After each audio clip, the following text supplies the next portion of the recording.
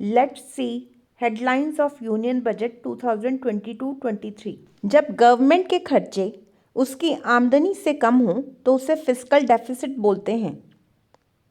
उम्मीद है कि इस फाइनेंशियल ईयर में फिस्कल डेफिसिट जीडीपी का 6.4% होगा, जबकि लास्ट ईयर ये घाटा 6.9% था।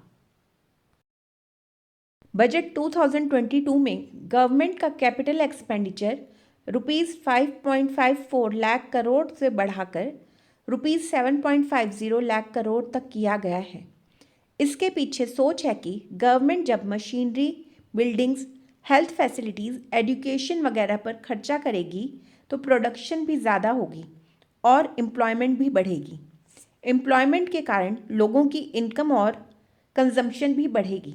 ओवरऑल गवर्नमेंट की स्पेंडिंग से इकोनॉमी को बूस्ट मिलेगा। गवर्नमेंट सोवरेन ग्रीन बॉन्ड्स के थ्रू लोगों से पैसा उधार लेगी। इन बॉन्ड से मिलने वाला पैसा सिर्फ उन प्रोजेक्ट्स के लिए यूज़ किया जाता है जो क्लाइमेट में पॉजिटिव इफ़ेक्ट लाते हैं।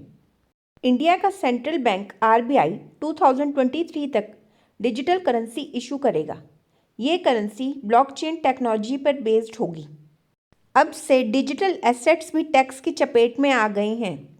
डिजिटल एसेट से होने वाली इनकम पर 30% टैक्स देना होगा। हाँ, इन एसेट्स पर होने वाले लॉसेस को किसी और गेन के साथ एडजस्ट नहीं किया जा सकता। अगर इन एसेट्स की ट्रांजैक्शन एक सर्टेन लिमिट के ऊपर होगी तो उन ट्रांजैक्शंस पर 1% टीडीएस कटेगा। अगर किसी को डिजिटल एसेट्स गिफ्ट में मिलेंगे तो उन्हें गिफ्ट टैक्स भी देना होगा। अब इंडिया के 1.5 lakh post office banking system के अंडर आ गए हैं। इवन पोस्ट ऑफिस के क्लाइंट्स को net banking, mobile banking, ATM की फैसिलिटी मिलेगी।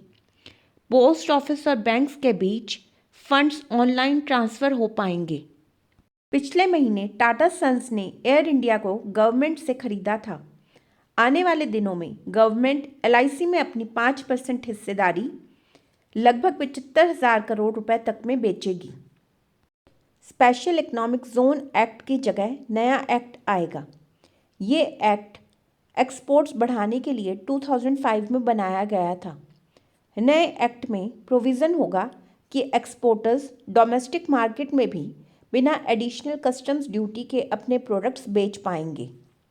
सेंटर और स्टेट गवर्नमेंट एम्प्लॉयज़ की टैक्स डिडक्शन लिमिट 10% से बढ़ाकर 14% कर दी गई है।